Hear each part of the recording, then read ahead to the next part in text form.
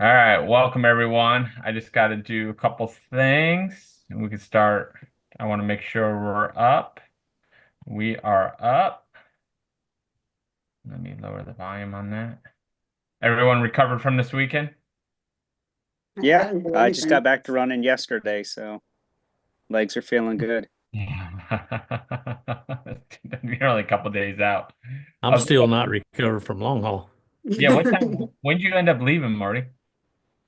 I left Sunday night about 8 o'clock, Okay. and Geez. I made a big mistake. Are we rolling now? Yeah, we're We're rolling. rolling. Keep it family friendly. So I set my GPS for home, and so it took me straight north on 2-lane roads for like 2 hours before I got to the turnpike. Oh, And so I geez. started getting sleepy about 10 minutes into the drive, but I had no shoulder to pull over on. So man, Were that you two on hours was were you on hard. 27 or no? No, it was like it took me about 30 miles and then I got on 441 Oh, okay. going going up and I hit the turnpike just like maybe 10, 15 miles south of Orlando. So all of that distance between Dupuis and that section was all 2-lane. It was a nice road though, it was well constructed and only maybe three small towns to go through. All right. And I have no clue. I didn't see any signs of the name of those towns. So if I would have gotten lost there, it would have been bad. All right. I got to keep an eye out for. I'm trying to open up the. I'm trying to open it up so I can see who's in. We had four or so watching, and the number keeps going up. But I'm trying to pull up the video so I can monitor the chat. I'll get it up for you too. There we go. There we are. There we go. So we're good there. All right. Well, welcome everyone. So we had a very busy weekend. Lots of races. We got some great races coming up. So we'll keep chatting when AJW jumps in. We'll switch over to Black Canyon stuff.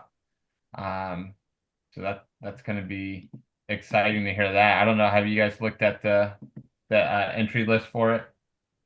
I did last week. I did. Moly, it is crazy. It's and it's a lot of names that you sort of recognize. Just kind of it's going to be a fun race to watch. I'm trying to edit the video. So I put up Yeah, a and the cool thing is that Bus does such an awesome job with streaming now. And because that one has three golden tickets for each uh, division, then it's a exciting race to yeah. watch. We can talk about that later, but I don't know. What do we want to jump into first? We got Death at Dupuis that me and Marty were at this weekend. Well, first of all, I'll introduce you. Got Marty, with Miles with Marty. He has the podcast. And Marty, what are you dropping? Are you dropping any podcasts this week? Yeah, probably it'll probably be over the weekend, hopefully before the big Super Bowl. I just had an interview with Pam Reed this week, Ultra Pam, who's a legend in our sport. 123 100-mile finishes. 123? Yeah, two-time Badwater winner. The one time I didn't realize this last night, but when I was talking to her, I asked her what her favorite race was, and I won't spoil all the details of the interview, but she said that Badwater changed her life. And I said, "Well, how so?" And she said, "Well, after winning, she won it overall the first time that she won it, and because of that, she was on sports. I don't know if it was Sports Illustrated, she said, or Newsweek, like a couple of national magazines, and she was even on David Letterman after that. So I thought that was cool. I never knew Whoa. that, and so that was a cool thing. So that kind of put her on the map. Got her some sponsorship back in the day when she was a young lady, and we talked about the sad reality of maturing in the sport and how the sponsors have a tendency to disappear when you stop winning races. Yeah. Yeah.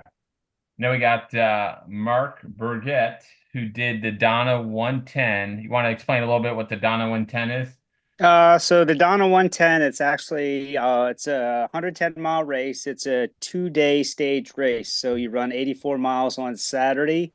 Um, you have till it starts, I think you have 23 hours to finish the 84 miles.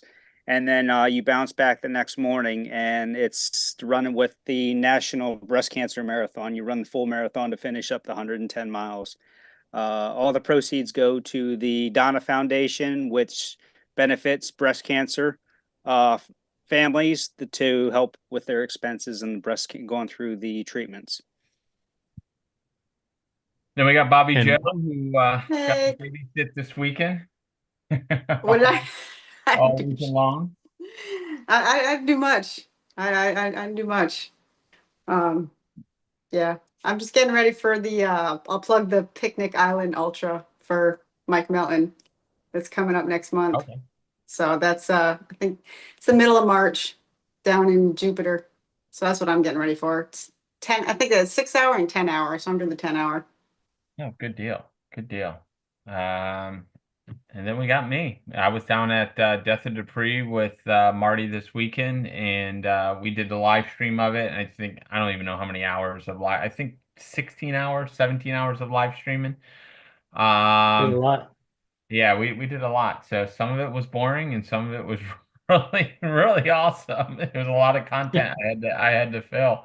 And we got to midnight and I realized no one was really watching the live stream. So I went to bed. I could hear Marty was in the truck next to me and I could hear him every 30 minutes jumping into his trucks and then getting out of the truck. And I think I slept 6 hours and then we basically jumped back into live stream in a couple hours in the morning. So that was an exciting race down there. And I do have to say, Marty was pulling triple duty down there. He was crewing Andy Shawley.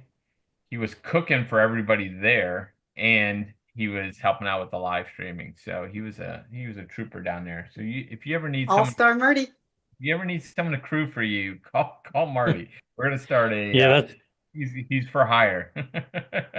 that's what I was going to say. I know I had something to do with maybe convincing you to come down there to do that. And I Yeah. felt bad because, you know, I got a message early on from Matt Clapper, or it might have even been the night before. He said, take care of his buddy Julian. And so, so I felt obligated to, check on him from time to time, although he had his wife there most of the time. Yeah. But anyway, so I mentioned, to a few people that, if they needed anything to let me know. And so before you know it, I had plenty to do in addition to the live streaming part. But you had lots of people step in and help. Joe Miller Yep. signed on for a good while and talked, and Yep. Tyler came on and talked for a while, and so it was good to Tyler see Smith. that stuff. Kevin and Shay even jumped in at one point. Right. Chris Brian Stengel, Pasante.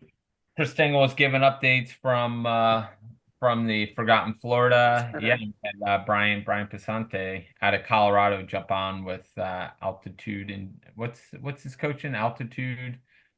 Altitude endurance coaching, is that it? Yep. Yep. So it's always good to talk to him out there. And he said it was snowing and we were in short sleeves over here. And speaking of him, he's also got a podcast with Simon Girard, and I heard they've got they just interviewed somebody that we know this week. Has that already taken place? Yeah, we did it on Monday, so I think they're dropping it next week. So it was it was fun. So I know this guy fairly well. So it was a fun comment. We talked about everything from the Grand Slam to long haul, all kinds of things. So it was pretty good pretty good conversation. We enjoyed it. So got a couple other races. Whispering Pines happened this weekend. I forgot all about that. Yeah. The free race. We can go over that one really quick. That's the free race that Andy and Amy kind of took over a couple years ago up at up at in Inverness, Florida. I was actually driving up there today. I was pretty close to that course. So I guess the winner was Kyle Sharo from Tallahassee. He did 55 miles. Scott Bowe did 50 miles. Jess Pendergrass did 50 miles. She was our female winner, and Kyle was our male winner. Yeah, I looked into some, well, we can mention that Jeff has the second highest finishing there at Whispering Pines. I do. 21, 67 miles. Jonathan Kerr knocked it out. I'm sorry. I'm surprised, Mark, you haven't eyed this one. I haven't even seen that one. I'll have to check into that one for sure. It's gone. It's gone next year. Mark's it's going down next year. Mark has an eye for looking for those course records that he likes to He's just gonna take them all down. he likes to take them down. That's Yeah, 70 miles in 12 hours. You can do that. oh yeah. Well, the issue is it's a 5 mile loop, So so 70, you have to do 75. it's tough, Yeah. man. What'd you do at TikTok? 82. Yeah, so Yeah, you got it. Well, 82? it is on 82. trails, but a little bit of it's a decent course up there. And Yeah, where's that I've at in done it once. Gainesville? Inverness, up in Inverness. Okay. Yeah, I'll have to look it up. yeah. I'll pay Yeah, for it's- I'll pay for your race entry if you want to go. Yeah, I got you covered on that one. So, yeah, I mean, even with it being a free race, they've got a fully stocked aid station and everything too, and Yeah. so they take care of you. But yeah, I've done it once. yeah, It's I'll have to it's check it Andy out. and Amy, right? Mhm. yeah. It is Yeah. now. Who did it used to be? It was I can't remember. What's her name? Terry? Was it Terry you broke it? something. Okay. Carrie me? No, definitely not Oh. carrying me. No, it's Terry somebody. I can't remember her last Okay. name. But again, if it's the same weekend as Donna, then I'm always going back for Donna. Yeah, it's I thought it was I can't remember if it was early this year or late. I can't remember on that. I think they bumped it up just because when Andy and Amy took it over, it kind of was close to long play, but I could be wrong on that. So Yeah, because this is a busy time of year for Andy and Amy. yeah. So they got a lot of races. Harry Gregg put up 45 miles. Good for Harry at 71 years old. Wow. Yeah. So good job on that. So all right. So that's Whispering Pines. We can click off that one. I was trying to locate the Badwaters 135 entry list. Terry Hayes. Thanks, Paul. Terry Hayes was the old race director for that. So Paul comes through clutch. Paul was clutch at Whispering Pines too, I heard. So I don't know if you remember Marta Portillo. She's the one who set up that aid station at the Tampa Bay 100, the pop-up aid Oh station. yeah. Oh yeah. So Paul helped her. They were both at Whispering Pines. He helped her on her last loop to get them both to 50K, I think. She doesn't. She runs 50Ks once in a while. She likes the shorter stuff better, but so he was good for her. It's good to Hey. see her. There's our special guest. AJW. Hey guys, how's it going? Good. Welcome. All right. How you doing? So you I'm got- doing well. I'm doing well. Thanks for having me on. Sorry, I think I said I'd be around 6:15 or 8:15. So Yeah. And that's what we said is when you come in, we're going straight to Black Canyon stuff. what have you guys been talking about so far? We talked about there was a little free race, 12-hour down here in Florida, Whispering Pines. Okay. That, and then Marty and I were down at a knockout race doing a little bit of live streaming down there this weekend. And then Mark, he was doing a race called the Donna 110, which is 85 miles, Mark, on 84 miles, yeah. 84 miles on Saturday, and then Saturday, the and then full you- marathon on Sunday. full marathon on Sunday. And he dropped a sub-3 on the full marathon on Sunday. Wow, that's pretty cool because you got to finish the 84 in time. Yes, yeah. So you have Right. 23 hours to finish the 84. So if you finish it in 19, you have 7 hours to rest. Yeah. So what That did you sounds finish the 84? I finished the 84 in 19 hours and I think 21 minutes. So I had a full night of sleep. I finished about 9:30 at night and the marathon started at 7:30 in the morning. So I had plenty of time to get a full night of sleep, soaking in some Epsom salt, and I felt pretty good the next day waking up, surprisingly. Yeah, All right. that sounds like that's an interesting challenge when you think Yeah, about it's it. a different format. Sometimes it's just Yeah. easier to run the 110 just straight through. That rest doesn't sometimes help all the time. Is it? It's Yeah. all road too, right? Yeah, it is all road. Yeah. The cool that's thing about it is the marathon is a very big one. It's like what, Mark, 5,000 runners or something like that. Yeah, I think it was like 3,600 this year. Yeah. So it's a The whole total. lot of energy, Yeah, that it you get is. from a marathon in your Running through last the 26 beaches. miles. Yeah, it's not like any other ultra. The second day is it's pretty exciting. It keeps you moving the whole time. Yeah. Oh, that's cool. Well, let's jump into Black Canyon. Yeah. Are you doing live? Are you live streaming all weekend? Live streaming on Saturday for the 100K, and then I'm running the 50K on Sunday. Oh, nice. All All right. Yeah. So and I'm not, I'm trying to establish boundaries, so I'm just going to live stream until about, I don't know, maybe noon or 1 o'clock on Saturday, and then come back, maybe go out on the course and see it a little bit, but then come back home and kind of get a normal night's sleep, because the 50K starts at 7 the next day, and you got to ride a shuttle and all that kind of stuff. So I'm training for Cocodona, so I have to kind of keep a lot of balls in the air. But yeah, it's going to be. I think Black Canyon's going to be, probably the most competitive 100K race in the United States this year.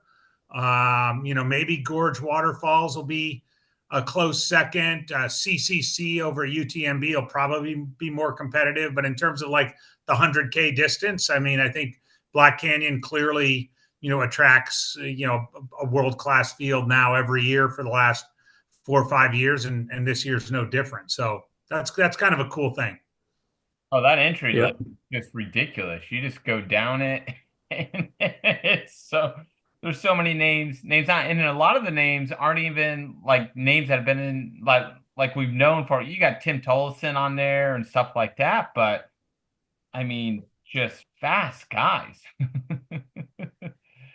And gals. and girls and girls. Yeah, Yeah, well, and you do have some people that are like making their first jump to, I mean, I think the interesting thing about trail and ultra running where it is right now is that we've seen this little growth in the sub ultra distances because of things like the Golden Trail World Series and the Sonoran Desert Cup and so forth. So you have runners like Eli Hemming, who's coming to, this is going to be the longest he's ever run, right? But he had an incredible run at JFK.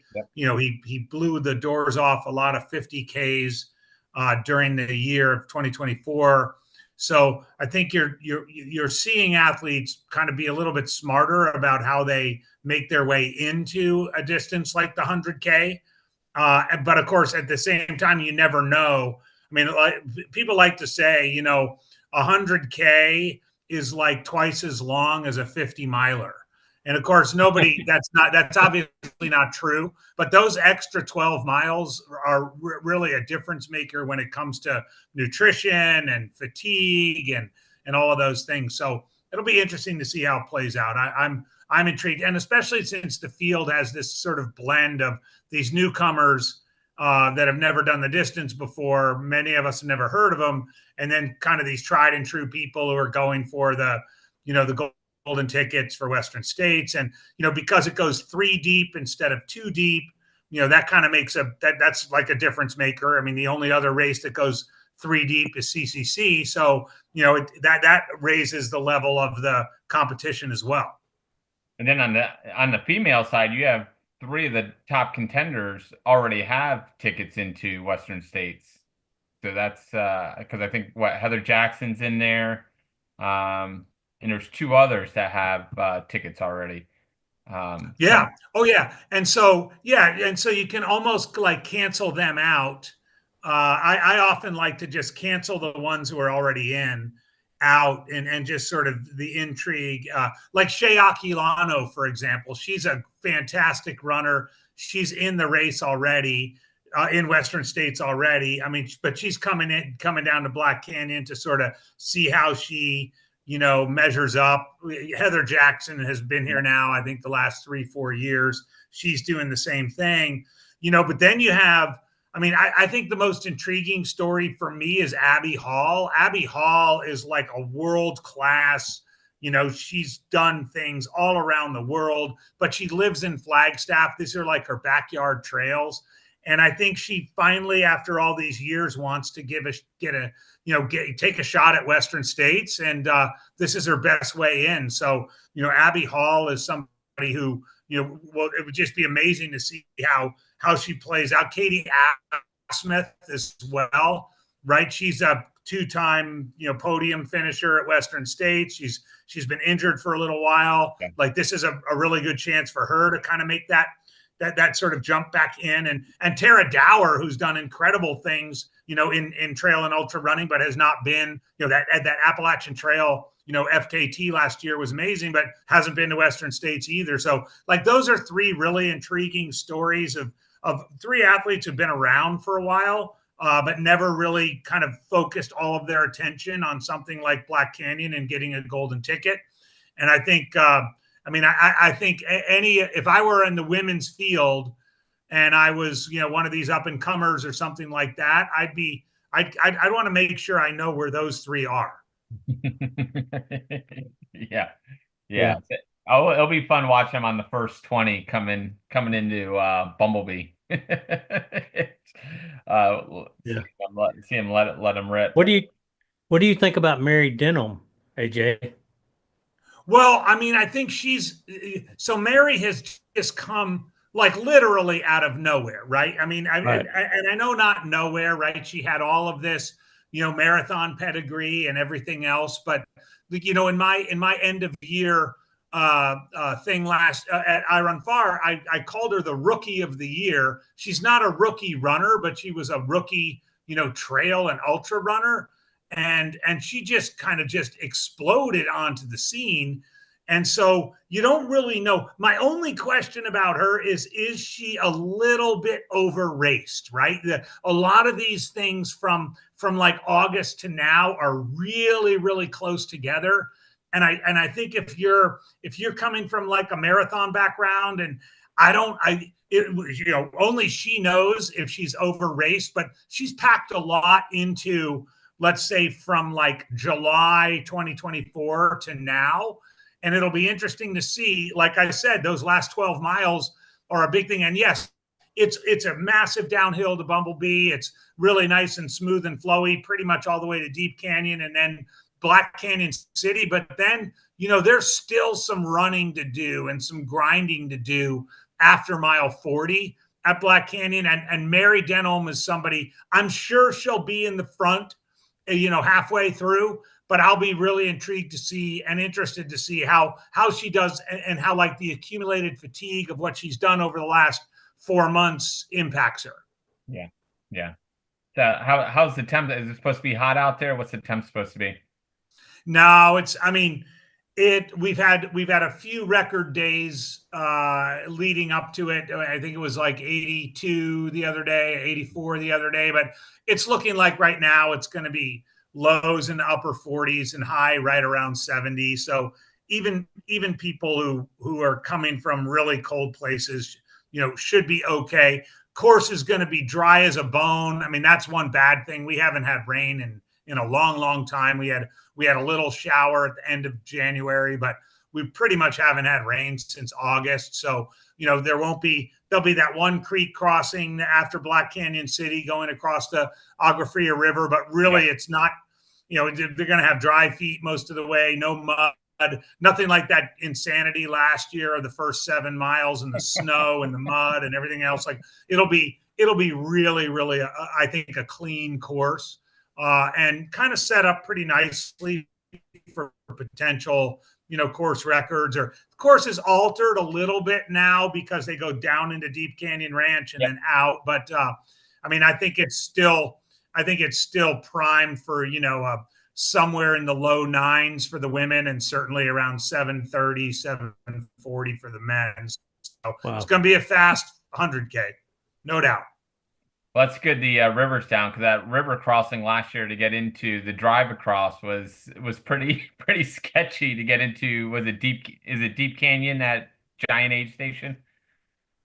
Yeah, I mean, it was so bad. It was so bad that they, I mean, justifiably so, people were kind of scared to drive through that, right? Because it was probably 20 yards, and if you had like a regular rental car, like a Corolla or something, you were but and so they ended up doing shuttles, and it was kind of a nightmare. No, none of that. There's going to be none of that this year. I think that's a good thing. They're going to bring everybody in. I mean, we're going to broadcast from Deep Canyon Ranch instead of broadcasting from down at the finish of the 100K, because it's just a great place to. There's tons of parking and really good cell service and all those kind of things you need. Yeah, TV's out there last year. You could watch it. It was pretty neat down there. It's great. It's great. How many times have you been out there, Jeff? I've run it 3 times and crewed it once. Nice. So are you like getting on a plane, or you're not coming this year? So my cousin's getting married on Saturday, so I'm missing it this year. So I'm sad. So but we got it on our list next year. So I'll have to show you. Here, I'll show you how much I like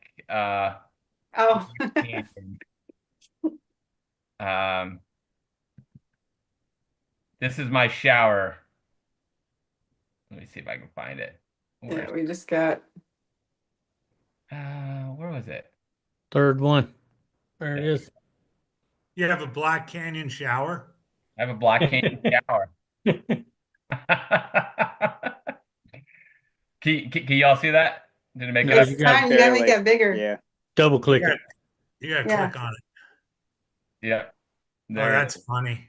So I designed, my wife's upset at me, but I designed my whole shower in my office around my Black Canyon belt buckle. Yeah, can you make that bigger? I tried. It doesn't go any bigger. You just pick up your phone and go to your shower. It's right there. It's literally, it is. It's right behind me. I've seen it. It's a sight to behold. Yeah, that was pretty Wow, cool. your wife's a saint, man. I can barely be allowed to wear my 10-day Western States buckle without she, Whoa, what? Man, Hey, I wear that thing everywhere.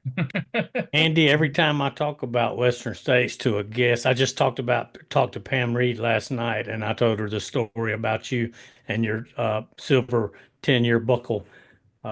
When I was volunteering with Tanya at Michigan Bluff, and we had a guy that was in the chair that wouldn't get up because he had been cramping, and you came over there and told him, "You're going to get your ass up out of that chair, and you're going to walk down the road with me, and when you hit that trail, you're going to start back running." And he was scared to death. He was so intimidated by that shiny buckle. He got up and followed you.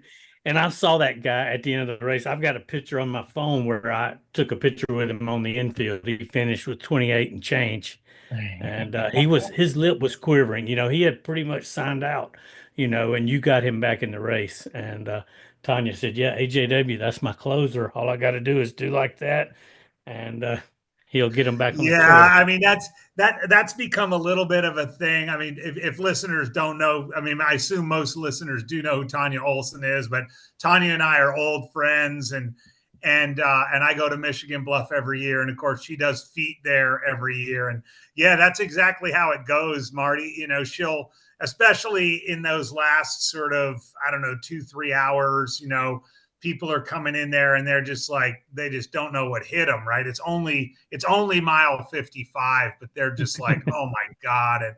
And usually I've, maybe had a couple of beverages by then, and I'm kind of in the Western States spirit.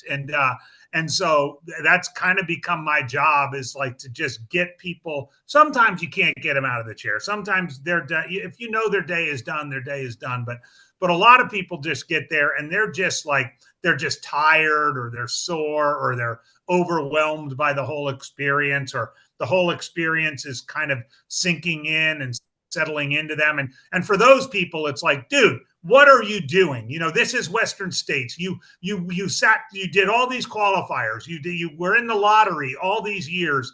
Are you going to go home on Monday to work and say you dropped out at mile 55? Usually just that works, because they're like, yeah, you're right. I don't want to be that guy. So, I do think Tanya is really good too at kind of realizing when it's really bad and when it's just somebody who's kind of mentally checked out. And you're right. Typically I'll see those people back at the finish line, 14 hours later, and they'll be like, oh my God, thank God you came over and told me that everyone has blisters and everybody has bad quads and everybody's puking and all the stuff, because at the moment they think they're like the only person that's experiencing that. Right. Yeah. She lives pretty close to where I live down here in Florida. So she's, there's a race down here called the Tampa Bay 100, and we do the 50-mile aid station in my front yard, and she sets up and she takes care of feet all day long in my front yard.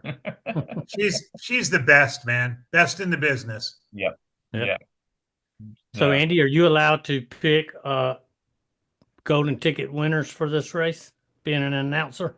Sure am. Yeah, I can do whatever the hell I want, man. Let's hear it. Well, I mean, we talked a little bit. First of all, on the women's side, I mean, I do think I'm not going to put them in order, but I'm going to give the nod to experience and the people who are most hungry for it on the women's side. Again, getting the golden tickets. This might mean that some of the women who already have golden tickets or are already in Western States are going to finish ahead of them.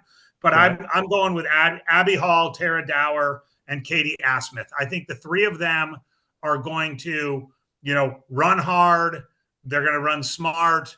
They're going to, by the time we get to that river crossing where the race really begins, I think they're going to be ready to go. So Abby, Tara, and Katie are my picks. On the men's side, it's a little bit more intriguing. I mentioned Eli Hemming. He's going into uncharted territory, having not done a 100K race before, but he's certainly one who's going to get a golden ticket.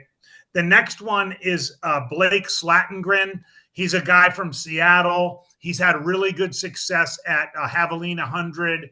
He finished 11th place at Western States by it wasn't even a minute. The guy is hungry. He's smart. And I know he's been training his butt off for this. So Blake Slatengren is going to be number 2. And then I'm going to kind of cheat and say my number 3, third on the podium, is a really divided group. There's Hans Troyer. Hans Troyer last year won Bandera, then came back and tried to double up at Black Canyon, ended up getting rhabdo and had kidney stuff and was in the hospital for a month and everything else. Wow. You guys might know him from, he's had success at Tussey Mountain back east. I mean, he's a stud runner, but he's only like 24 or something like that. Like he's kind of, he wouldn't mind me saying this. He's kind of stupid. Like he's stupid fast, but I think he's got a shot. There's a local runner here in like in between, kind of on the course, Jordan Bramlett, who's just an incredible runner. He knows the trails. He knows this sort of desert and the in-between environment. And then Darren Thomas, who grew up in the East Coast and has been out in Colorado Springs for a while and is really like a big uphill guy, but he doesn't sign up for any races if he's not like in it to win it. So I kind of cheated, and so the third, I got Eli and Blake top 2, and then those 3, Jordan, Hans, Darren, in 3, 4, 5, some order of that. I also know, disclaimer, I'm leaving out tons of people, right? This is the most competitive 100K in the United States, in North America. And so I'm sue me. I'm probably going to get this wrong and someone's going to come out of nowhere and be awesome. But that's like, when I look at it right now through my lens, that's where I think we're headed this year. Well, that's what Single Track did their the podcast did their what they thought would be in their top 3, top 5, and they were between the 3 people talking. All 3 of them had different people all the way in there because it's so deep that it could, you don't know. Exactly. Yeah. Which makes it so much fun, like where we are as a sport, right? It's just there's so much unpredictability around it, especially at a distance like 100K. Yeah. And unfortunately, what Anthony Costales pulled out, which is bummer because I wanted to see him do well again out there, so, in the race, which would have been cool. But I mean, you still got Jared Hazen. He's still in it. Scott Traer. Scott Traer. Yeah. I remember when after one of my finishes, I was sitting next to Scott. I didn't know who he was, and then he started talking. I'm like, "Oh, you're the one that did all the interviews." I'm like, "How'd you finish?" He goes, "Oh, I was second." I'm like, "Oh, my bad." So nice guy. We sat there and chatted for a while, but that was it was good. So, and we got some Florida runners coming out there, and I went back and looked. The top 5 time from Florida is 11 hours and 36 minutes. Is that you? That's me. He wasn't going to say 11:32, but I think it was 2019, and they had a course. I think that was the year of all the rain. They had the course reroute because all the times were really fast that year. But so we got 3 guys going out there trying to take down my Florida record. So it should be interesting to see if they get it. So AJ, you guys really do that? Like, is there because I know Marty and we've talked about this before. Like, you guys kind of keep track of all the Florida runners that are going to various like family. Things. Yeah. Well, yeah, and I think you when I finished Run Rabbit Run this year, you said it best. When I finished, you said it best. You said Florida, they always have an ultra down there. We're running packs. That's what they said. Packs, so, yeah, traveling packs. No, well, that's why I'm asking, because it's really true. Like, I mean, Marty, and we talked about it, with the few runners that every year come to Western States, and that you guys are running the bridges and doing all this stuff, and I've coached some Florida runners over the years, and I mean it's a challenge what you guys have, and yet the Florida runners could easily just stay in Florida and be like, whatever, local legends of Florida. And you don't do that, right? You just go out No, we do. I mean, most of us stay in Florida. I mean, but there's a group that like to go out. So, I go as far as South Carolina. I love the mountains, man. You put me up in the mountains. I enjoyed Run Rabbit Run. I love coming out to Black Canyon. I did Gorges last year. And we have a few that will go out there with me. But a lot of our fast people just stay in Florida. We're trying to get them to spread out and go. Well, they'll all go to Badwater. That's the one race all the Florida people want to do.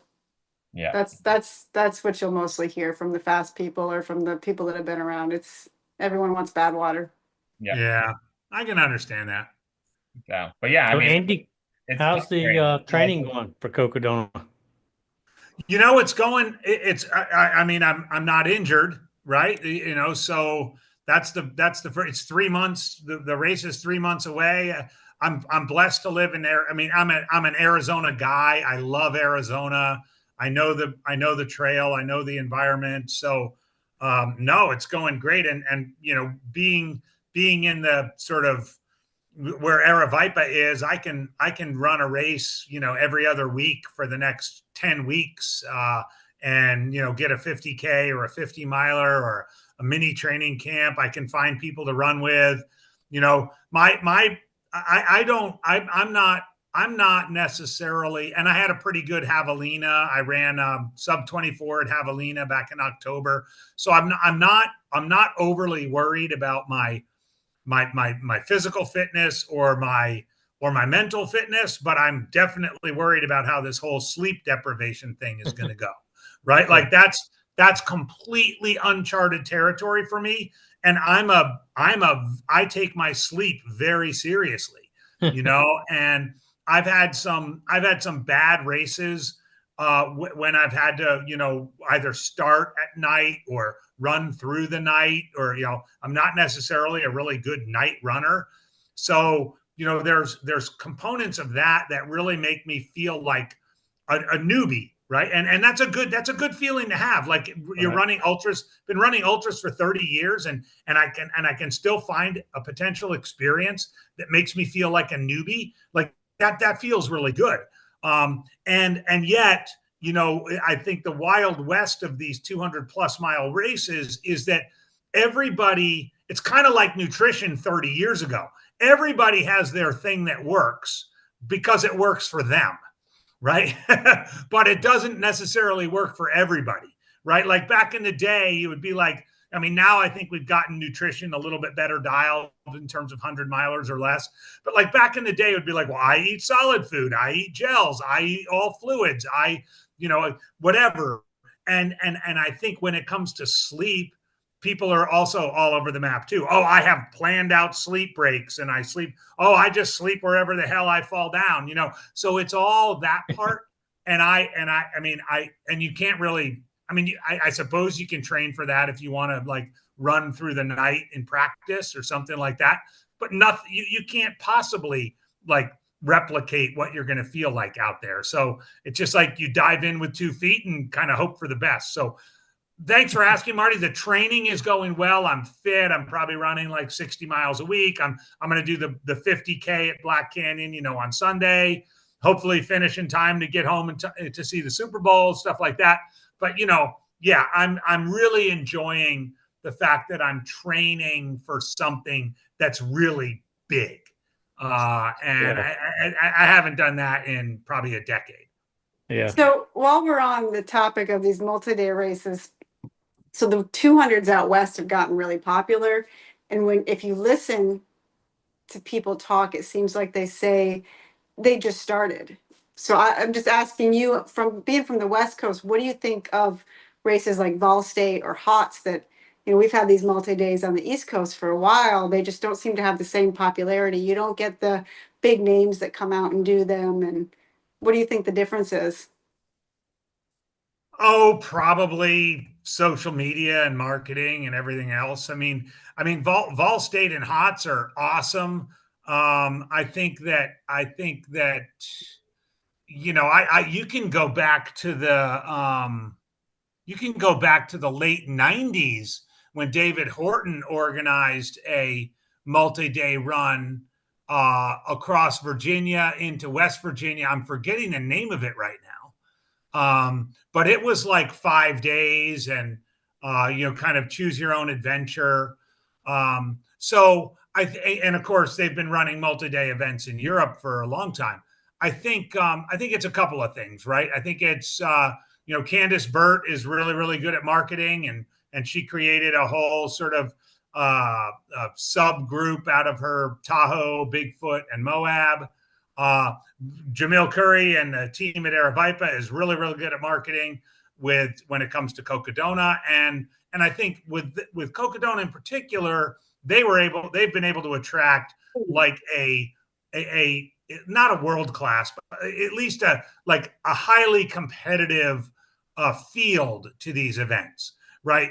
And so I mentioned this, in fact, in my end of the year article I wrote in I Run Far, that I said, you know, there was a time, I'm a voter in Ultra Runner of the Year, Ultra Running Magazine's Ultra Runner of the Year, and for about 15 years, and pretty much forever, Barkley, backyards, and 200s have been like, oh, these are these fringe things over there, right? So you wouldn't necessarily see somebody who had success in any of those things getting honored in the end of year voting, right?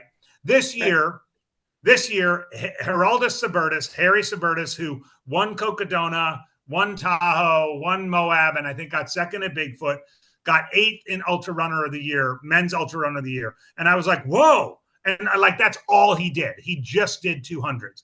And Ihor Verhees, who had this huge Barkley and this huge backyard. Yeah, I thought you were. That was great. Yeah, I saw him on there.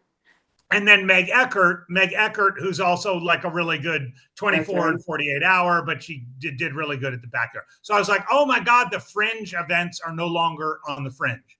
And so I think ultimately that's what's happening is like, I think the rest of the world is starting to pay attention, but they're starting to pay attention like a lot of things because these big events have got exposure. And because of that exposure, everyone wants to do them.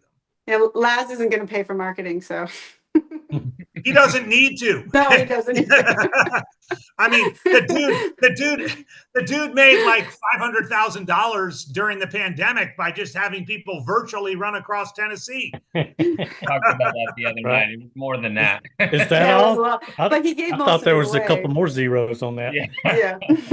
No, he donated a lot of it. But Yeah. Yes, that was very, yeah. That was, yeah. The numbers that came out of that were crazy. I mean, Gary Cantrell is the most brilliant running marketing person in the country, no doubt. Yeah. No doubt. Oh yeah.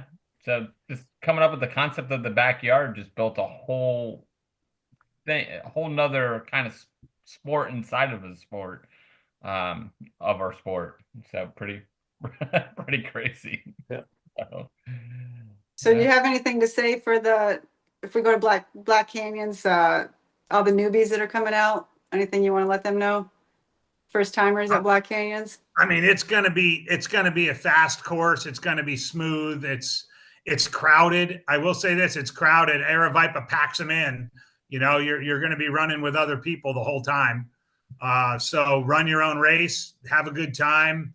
You know, enjoy being out in the desert. I mean, most people are coming from, if they're coming, not from Florida, but if they're coming from somewhere where it's cold, just enjoy being out in the sunshine in the desert. And, I think the interesting part is, there's kind of a race within the race because of the 17-hour cutoff to get a Western States qualifier time. I mean, the overall cutoff is more than that. So, people over the last couple of years, Javelina and Black Canyon have been the races where the largest number of people have used those races for their qualifiers for Western States, aside from UTMB and the UTMB races that, Europeans use. And so there's a fair bit of pressure, especially if you're sort of a mid to back of the packer, to get that 17-hour time and just kind of be patient. Let the race come to you. Don't trash yourself in the first 20 miles because it's easy to do that. You could get to Bumblebee and just have trashed quads. Yeah. So I would say, 17 hours is a pretty long time, and you could get to Bumblebee, in 6 and, be just fine. So, don't be stupid.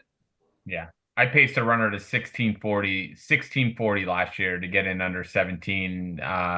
I think he was in his 60s. So we just moved steady all night long. And it got dark last year early because of the 2-hour delay. So yeah, we were almost, we came into Black Canyon City and it was dark out. Well, yeah, and a lot of people actually got screwed by that too, because they had already packed their drop bags, and they didn't think they would necessarily need to have a light to pick up their drop bag at Bumblebee. And so, yeah, that's not going to happen this year, fortunately. No snow in the forecast. That's wild. Especially coming from Florida, seeing that snow. Well, been awesome to have you, Andy. That was good stuff. Yeah. Who are you guys? Well, I mean, you guys put me on the spot. Who are your picks? I'm pulling for Tara Dower. Yeah, that's what I'm pulling for too. Mary Denholm, and who's the other one I had on there?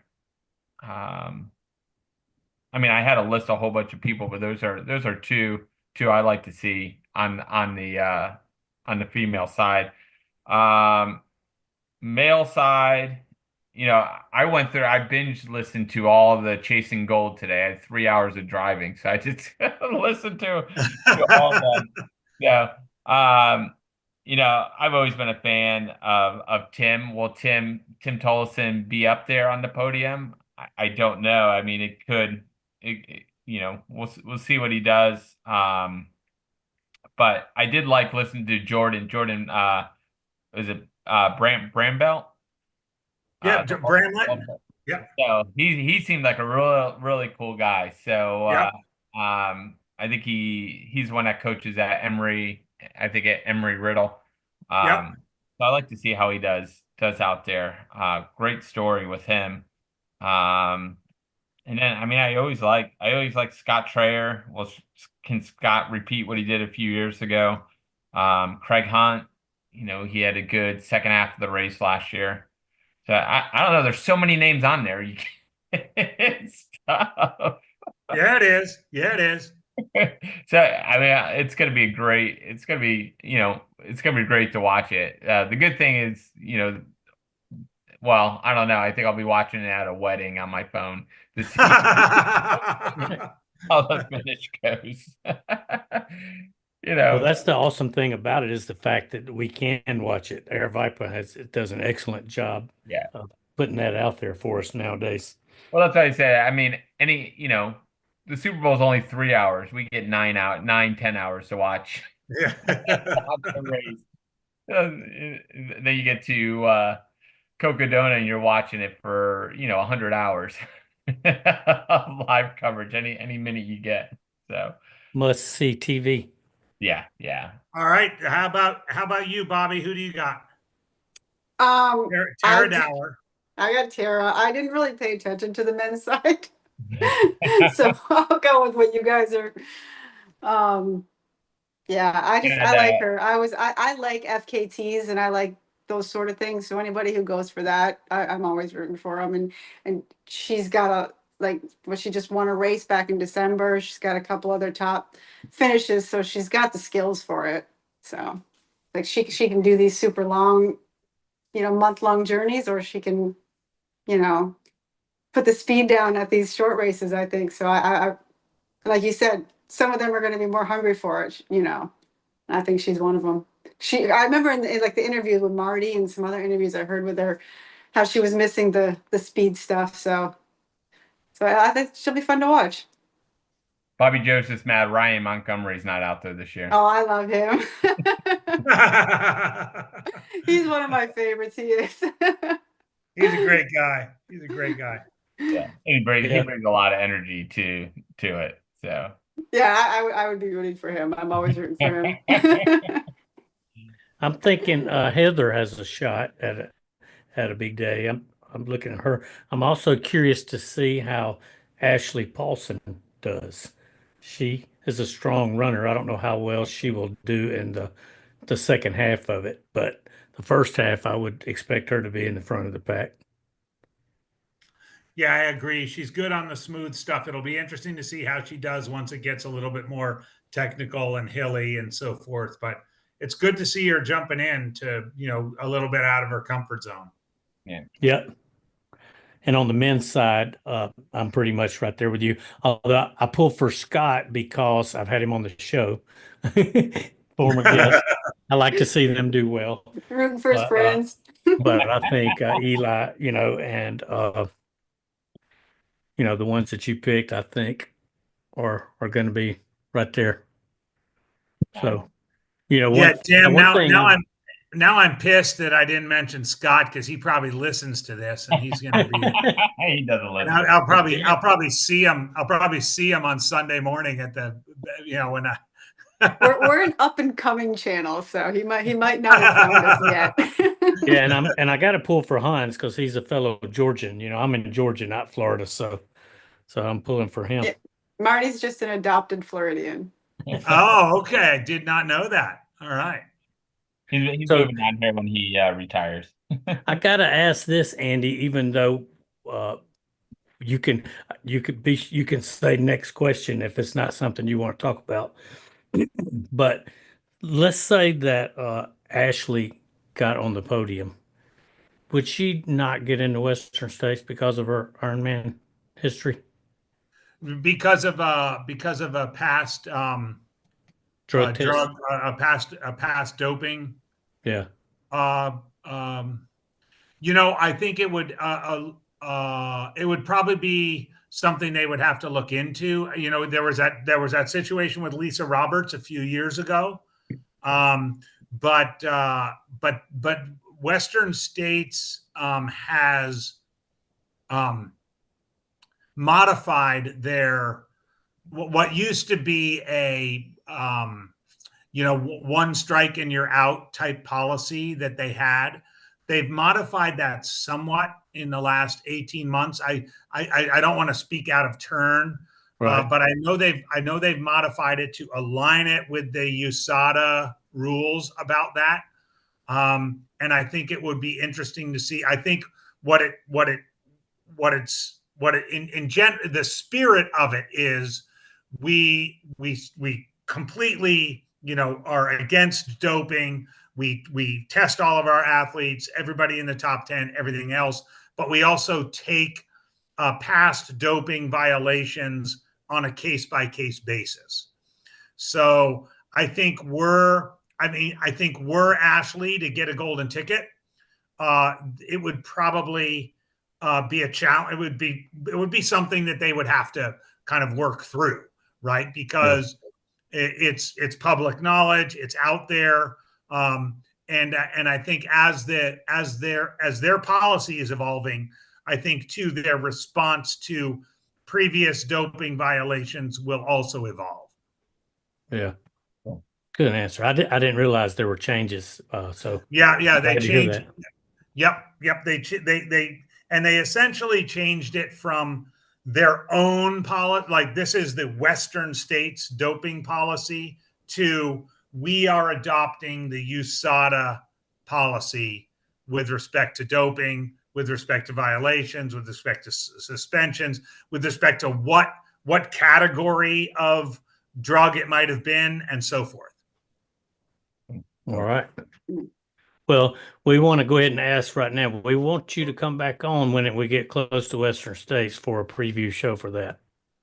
Oh, no, not a chance. I hate talking about Western States. My God, what makes you think I'd want to do that, Marty? Of course, I just love it. I just love talking about it with you, Andy, because you got so much passion for that race, and I don't blame you because I do too, and I haven't run it 10 times. Yeah. No, I'd love to. You know what? My these days my month of June is pretty much taken up with talking about Western States. So right. We'll catch you right after Cocodona, maybe. Let's do it. And my go-to listen before a race is your speech at Western States a few years ago that Billy Yang put together.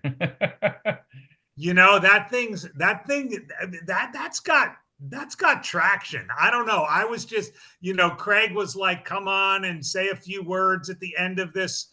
The women, I mean, it was a women's panel. They had Casey Lichtai and Magda Boulay, and Craig was like, go on up there and say something inspiring. And freaking Billy Yang was there with his camera, and I guess history is made. Oh man, every race I have it on as I'm going to the start line, and so, especially because you call out Florida when you say it's not like those Florida overpasses. Yeah, I had to pull that out there. Yeah, it's gonna happen. Well, and you know what? I'll give you Florida people credit. Like, yes, you're not in the overpasses of Florida, but you guys have a pretty good finishing rate. I mean, maybe not as fast as some people would like, but man, Florida, hey, you wait 7 years to get in, you're going to make it worth your while. And whether you guys drive up to North Georgia and hit the trails up there, or get on the Stairmaster, or literally run the bridges, or it doesn't take much to get an adaptation to that kind of vertical, but it takes something. And the one thing I love about the Florida athletes is we don't have to worry about heat training. You guys got that down. Right. I'm ready. When I get in, I figure when I turn 50, I'll have 256 tickets. So I got 3 years that I'll be good to go. I'm taking the whole spring off and going to live in the mountains just to train. I'm gonna make it well worth it. There you go. There you go. Yeah. Well, All good. right. Yeah. All right, Good we're stuff. gonna cover a couple other races in Florida that finished up. So you're welcome to stay on, or you can bop out. It's up to you. If it's okay, if you guys won't be offended, I think I'm going to jump off because I got to eat dinner. Perfect. You Perfect. go enjoy your dinner. It was nice All right. talking to you. Thanks a Thanks, lot. Andy. Great to meet Take you care, all. buddy. All right, see you See guys you in next June. time. Yep, see you in June. All right. Good stuff. Yeah, we're gonna wrap up pretty quickly. So, all right, Mark. Mark, say something. You've been quiet. He couldn't get a word Those are in not my edgewise. kind of races, like we I talked know about it's good before. for him to ask you, Mark, and I know. I don't travel outside of the state, so I don't So- even really pay attention to those races at all. Yeah. All right, so Donna 110, you sent me basically you sent me the finish thing. So four finishers. Yeah, I believe that's what it was. It's a small race every year. We usually have 10 to 15 entrants, and this race is probably one of the better value races. I mean, if you catch it on opening day, $85 for 110 miles. I mean, there's not too many 110-mile races. And then after that, it goes up to 95 through November. So, I mean, it's a great valued race. And I mean, the support is just amazing. I mean, it starts at the Jaguar Stadium and runs 20 miles to the beaches. And then once you get out to the beaches, we did 8-mile loops from there. So aid stations every 4 miles, because 8-mile loop, we had an aid station at mile 4. And then back at the hotel, we had our base camp back at the hotel, Hampton Inn. Yeah. And they set up a conference room, and great setup. Was David running, or was he pacing you? David did run. He had to drop out at mile 50. He had some stomach issues really bad. So Yeah, because you took a picture with them. I'm like, oh man, yeah. We were running pretty solid pace. I think we were averaging like 9:20 pace. We were taking it easy, and he just ran into some stomach issues. So you sent me this. So 15 registered, 2 changed to the marathon before the race, 2 did not start, 5 did not finish the first day, and 2 did not finish the second day. Yeah, So I think they ended up dropping down to the half marathon, so you're not going to get credit for the finish if you drop down to the half marathon. And then you got Mark. I didn't have your overall time because what is 17:19? That's the overall time. Yeah, that was the overall time. So it was 14 hours and 21 minutes for the 84, and then 2 hours and 58 minutes for the marathon. freaking ridiculous. Right. And then Charles Pomlance. Yep. Pomlance. Yeah.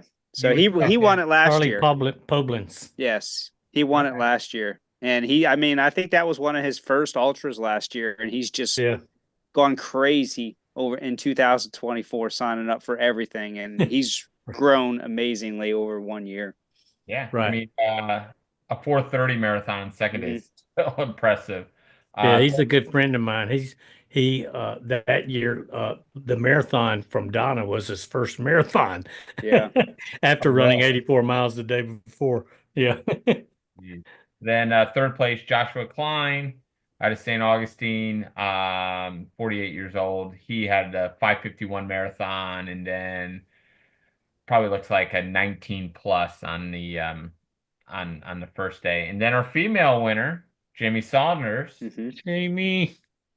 she ran a 6:07 marathon, 23:57 overall. So she looked like she had a pretty good first day. What would that be? Take 6 hours off of 23. So what she had a 17. 17. Yeah, that's pretty impressive. So Yeah, she messaged me a few times during the day when we were down at Dupuis, saying she had some blister issues and her shins were sore, but she powered through it. Yeah. Are you fixing feet from a distance there, Marty? Right. I was giving advice to our buddy Dean, who was relaying the messages to her. No, but it's a really fun race. I'd love to see that, with more entrants each year if we can get that to grow somehow. I mean, Yeah. it's Yeah. Well, I I'm think definitely, I was supposed to start this year and I just couldn't do it after my bad finish at long haul. But next year I am volunteering at long haul and I'm running Donna and I'm going to make a vow to bring 20 finishers with me.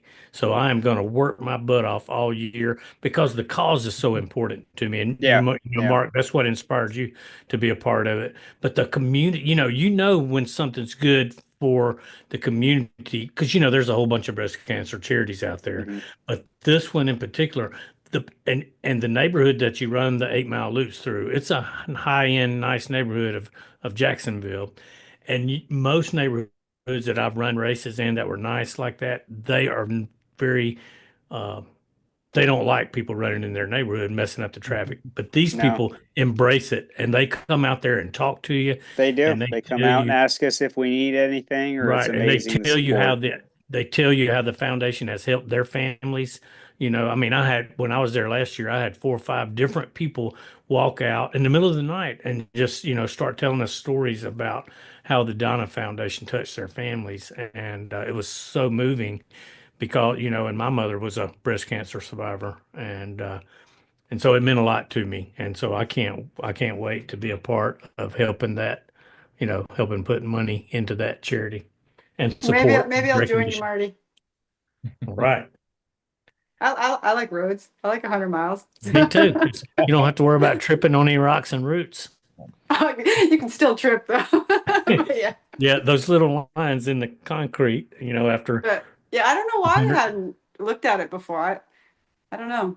Like I'd heard of it, but I just had never thought about signing up. So Yeah, and the marathon, I mean, the support there is just amazing. There's just energy throughout the whole day for that. Right. And to see, a lot of those ladies that are running that are breast cancer survivors. And, it just lifts you up and gives you more inspiration to keep moving because you see them out there, Yeah, you back. got no excuses. You haven't dealt with half the stuff that they've gone through, so. Right. All right. Jump on to Forgotten Florida. We can do that next. So in the 100 mile, you had Ryan Kuntz win out of Tallahassee in 16:34. That's a blazing fast time on that. Then you had Joe Patore. He's a run fluent runner out of Parrish, Florida, 18:34. Brian Beal out of North Carolina, 19:11. And then our local boy, Lucas Vidal, with fourth place, 20:47. So I'm actually running with Luke on Saturday.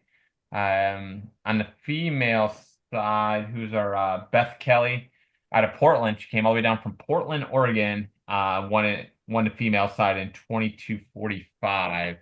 Also, second female was Elizabeth Vanell from Lecanto, Florida. Local runner 26:47. I asked Luke how the course was out there. Let me um basically he said pretty dry except for maybe 2 miles of the course, which he assumed one section was always wet, was just mud, so it was a bad mud section. He said he loved the course up until Charlie Lake Aid Station, where Chris Stengel was, and they got to see him 3 times. He said the 2 out and backs after that sucked. There was a 14-mile one, but then you make it back into the woods for the last 10 miles. It was uplifting and seeing other 100-milers as he was finishing. So he said he enjoyed it. He said the course was good. On the 50-mile, Eric Langdon from New York won it in 18:32 with Brian Whelan out of Hawaii. Man, people travel for that one in 9:01. And then on the female side, we had one of a friend of Miles with Marty podcast, Whitney Dancaster, Yep. finishing 9:52. Second female was Cynthia Robbs out of Chesterfield, Virginia, 10:38. So thank you, Whitney, for being our big Florida right. ambassador. Also, at that. also 100 miles with Marty alum Amber Orman got 8th place female.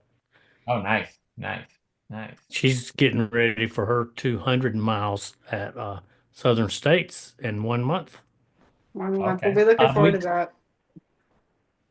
All right, and then we And you're going out got to crew? Death. Yep. You're growing. Then we got Death at Dupuis that me and Marty can give you first hand review of that one. I don't know what words I was trying to use there. So great race up there. Uh, some impressive performances. I'd say there were some impressive performances by some newbies to the sport. Some people that had never gone over 60 miles. One guy never raced over, I think his longest run was a week 30. before 30 miles. Jack Yeah. Jack Elvin out of Vero Beach, he hit 100 miles and he's like, I'm done. And then who's Elizabeth Gallardo? Yeah, I'm gonna butcher all these names. She did 116 miles, so she was crazy out there. But the winner was Julian Long. He went 183 miles with the assist going to Loanvo. And New course record. What's that? Yeah, I think it was the course record. New course record. Yep, new course record. You weren't out there for the finish, were you, Marty? No, Okay. no, I was in some rest area sleeping when it finished. Yeah. Yeah, so We do kept, you know if they were just trying to break the record and be done? No, I think Lowe kept pushing to tie Matt Clapper's record. She didn't want Matt to beat her, I think. Probably. She didn't tell me that, but she and Matt are tight. They run together a lot, and I think she was trying to equal his effort from last year. And I think, she just ran the long haul 2 weeks ago. One. So She's one right, long and haul. a PR, distant a PR speed. And so the fact that she made it that long, it's freaking right crazy. And so in shape. Frederick, male Shea, he put up 137 miles. So that's a great day for him. Shally, distance PR for him. Yeah. Shally was 133. I guess I guess he had was he dizziness he was getting. Yeah, and some nausea. He was dealing with some issues, and it's just one of those things where it can go both ways. You can have, when you get dizziness and nausea, it could be you're not getting enough salt, or you're getting too much salt, you're not getting enough calories, or or whatever. And so we didn't really know what was happening with him. We tried to address them, and based on my experience and his experience at other races, and we just didn't get it handled in time before it got him to where he couldn't finish that last yard. And so you keep learning, and even if you think you got it figured out, something could change, and the things that have worked for you for the last couple of times, they don't work anymore. So, but that's what keeps us signing up, because that challenge, and the love of the troubleshooting part. A lot of people have told me on the podcast that the reason that they love to do the 100-mile distance is because of the troubleshooting thing that you have to do, to stay in the race. You don't love that part? Yeah. Well, hell, Brett you just finish likes in to like get it done as you fast finish as in possible. 18 hours, so you don't have to do Doesn't as have many. it. Yeah. It was cool seeing Doug Mail. He got his first sub 24 hour, and I think that Yep. was got him before. So question, Mark, have you Yeah. ever thought about doing this format? Not backyard. No, that's not my cup of tea. No, I need a finish line, whether it be a time or a distance. But You can't beat everybody when you're all going the same pace. Have you done a 24-hour timed race before, Mark? No, I think 12. Yeah, I did actually do a 24-hour. So it was a bad race. I ended up stopping at 100 miles and just calling it a day. So I want to try a 48. That's probably my next one that I want to go for. So I'm looking at I think Mike Martinez's race. Actually, I think he's got it coming up next week. Yeah, it's in It won't be. I deserves- won't be running that next week. Oh, I was gonna but- say, Well, damn, you that's can come up to very Georgia. soon, Mark. Yeah, Merrill's Mile is in the middle of July. That's a fun one. 48 and then there's hour. another one. I think isn't there a Stinger or something like that up in Georgia? Singers That's was 24, but that's all done. That Okay, they had their okay. last year, and yeah. So there, but yeah, Merrill's is 48. You got the Dome, and then you got Save the Daylight coming up. Save the in Daylight, March. and I think then- that's the one I'm looking at for the 48. our Save Amy the Banana Daylight? Champ. Yeah. Where's that at? Amy Ray just Inglewood announced this Fort week Myers. that the Okay. Bulldog is going to have a 48-hour Yeah. version this Paul year. in I saw that. November. I saw they're at Florida Atlantic University. That's pretty cool on Yeah. their track. Yep. I But forgot. there's one in New Baseball. Jersey too. That's it's called the Old 6 Day. It was a historic one, and they're bringing it back. Oh, That's really? Yeah, so they'll have the different distances, but up to 6 day, like the Yeah. Dome. And Across the Years is a one I really want to do. Has a 48-hour option. That's an Mhm. Air Viper race. Yeah, I think 48 hour. I think that's the next one I want to go for. So I'm going to be doing the 24 hour. I'm going to be doing the what is it? The Tri Immolition. So that's my Yeah. that's the one I'm going to be doing next. So That's Mark, a little different than the track races, though. yeah, definitely. I could see you being Mark, a, Across the Years is in a baseball stadium. What was that? What's that? I'd say Mark, Across the Years is in a baseball stadium. Oh, is it? Yeah. it's the spring training part for, I forgot which team it is. Someone Maybe else. the Okay. Cubs. I It did used to not be know the that. Cubs, and then they I've just heard Well, of they that just race. moved. They just moved locations. This last year was the first year at Oh. this new place. Okay. But before it was in a baseball. Yeah. It Out there still in is. Arizona, they have like 3 teams together or 2 teams together hmm in a It's complex. still at a baseball park, I believe. It used to be the Cubs were one of them, but I forgot the new one. But I'll come Yeah. back. I'll on have to check that out then. Across the Years, right? Yep. Yeah, I'll Yeah, be jealous if you go and I don't. Yeah, let me know if you're gonna go out there. I would love to go out there. Okay, yeah, I'll definitely check it out. Crew, you can take the YouTube crew with you.